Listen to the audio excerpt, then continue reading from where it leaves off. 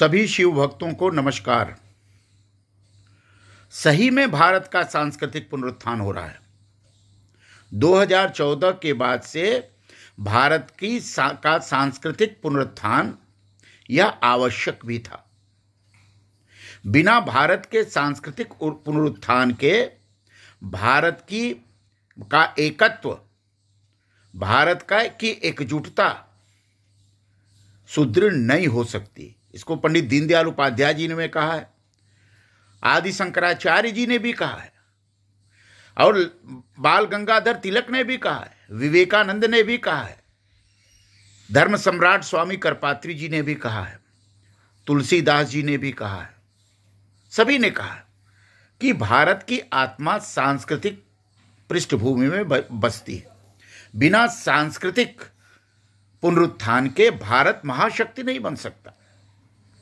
इसी को सांस्कृतिक राष्ट्रवाद कहते हैं। नरेंद्र मोदी जी, आपने भारत के सांस्कृतिक पुनरुत्थान को समझने का बहुत अभूतपूर्व कार्य किया है। किसी ने नहीं समझा। आपके पहले के किसी प्रधानमंत्री ने भारत के सांस्कृतिक पुनरुत्थान की तरफ ध्यान ही नहीं दिया। भारत का सांस्कृतिक पुनरुत्थान आर्थिक व्यवस्था का भी आधार है। भारत का सांस्कृतिक पुनरुत्थान भारत के चित्त और मन के परिवर्तन का स्वरूप है। आपने 14 के बाद से जो सोच लेकर के आप चले नरेंद्र मोदी जी, वह अद्भुत है।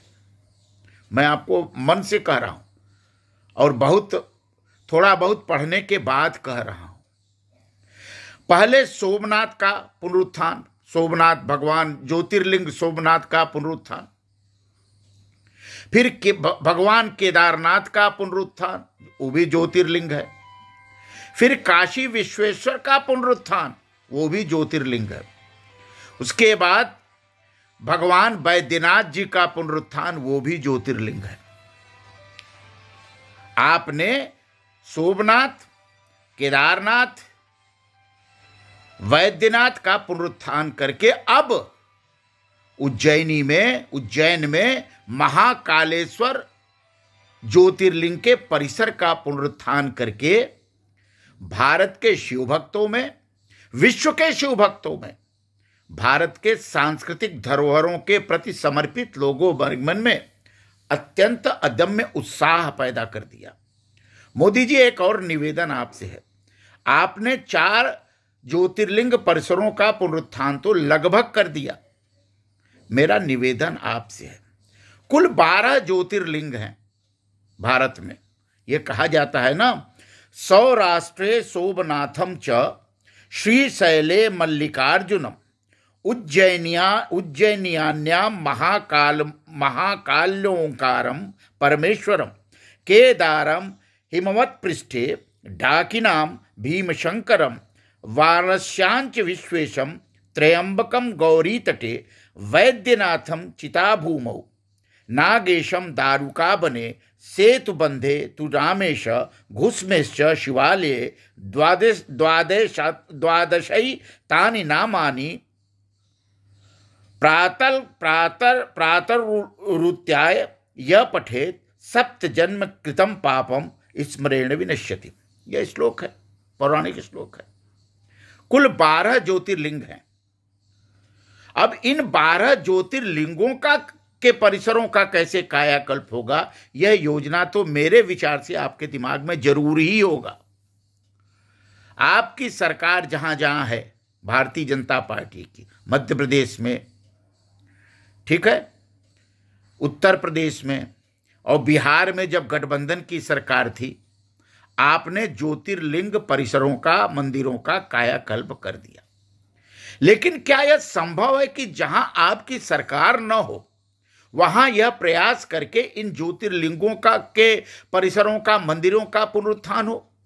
यह संभव है कि नहीं, यह नहीं मैं कह सकता, लेकिन इसको करने की योजना आपके मन में जरूर होगी, ऐसा मुझे विश्वास है। सोमनाथ का हो गया।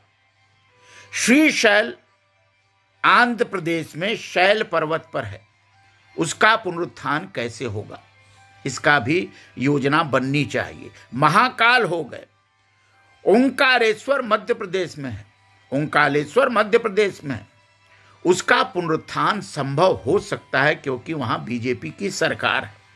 केदारेश्वर का आपने उत्तरांचल में आपने पुनरुत्थान कर ही दिया। महाराष्ट्र में अब आपकी सरकार है, भीमा शंकर का भी पुनरुत्थान कैसे हो, परिसर का कैसे पुनरुत्थान हो सकता है? विश्वेश्वर में, काशी में विश्वेश्वर का पुनरुत्थान, परिसर का पुनरुत्थान काशी कॉरिडोर के नाम पर हो गया। त्र्यंबकेश्वर जो महाराष्ट्र के नासिक में है, उसका पुनरुत्थान, उसका नया रूपांतरण कैसे हो सकता है? वैद्यनाथ देवघर में है, उसमें काम शुरू हुआ है, पुनरुत्थान का काम शुरू हुआ है, अच्छी बात है। नागेश्वर जो दक्षिण हैदराबाद में है, उसका पुनरुत्थान कैसे हो? क्या उसका भी पुनरुत्थान संभव है? रामेश्वर तमिलनाडु में है, वहां आपकी सरकार नहीं है, वहां द्रविड़ मुनेत्र कड़गम की सरकार है। क्या रामेश्वर का भी पुनरुत्थान हो सकता है? यह होना चाहिए, भगवान राम की तपस्या है रामेश्वर, भगवान राम ने। और अंत में घुश्मेश्वर जो महाराष्ट्र में है, वहां का पुनरुत्थान, मतलब महाराष्ट्र में घुश्मेश्वर, भीमा शंकर और त्र्यंबकेश्वर, ये 3 ज्योतिर्लिंगों का परिसरों का पुनरुत्थान तो संभव है। इसकी योजना बननी चाहिए। मोदी जी, मैं आपसे निवेदन पूर्वक कहना चाहता हूं, अगर इन 12 ज्योतिर्लिंगों का पुनरुत्थान, पुनर्नवीनीकरण, नवीनीकरण इन परिसरों का हो जाए तो भारत में तो सांस्कृतिक क्रांति आ जाएगी। शंकराचार्य, आदि शंकराचार्य का सपना पूरा हो जाएगा, विवेकानंद का सपना पूरा हो जाएगा, तिलक का सपना पूरा हो जाएगा, भारत के सांस्कृतिक राष्ट्रीय एकीकरण का एक यज्ञ पूरा हो जाएगा। और मुझे लगता है कि आप इस दिशा में जरूर सोच रहे होंगे। कुल मिलाकर के 12 में से 7 या 8 ज्योतिर्लिंगों का परिसर अभी बचा हुआ है। आप ये काम बहुत अच्छा कर रहे हैं, इससे देश में एक सांस्कृतिक सांस्कृतिक क्रांति का रूप बन रहा है। इन 8 को कैसे होगा, इसकी योजना कैसे बने, इन सरकारों में का कैसे, भारत के संघवाद में सरकारों का कैसे योगदान लिया जाए। और मेरा निवेदन हाथ जोड़ करके, चरण पकड़ करके, करबद्ध रूप से मेरा निवेदन है आपसे कि आप अपने नेतृत्व में इन 12 ज्योतिर्लिंगों के परिसरों का कायाकल्प कर दें।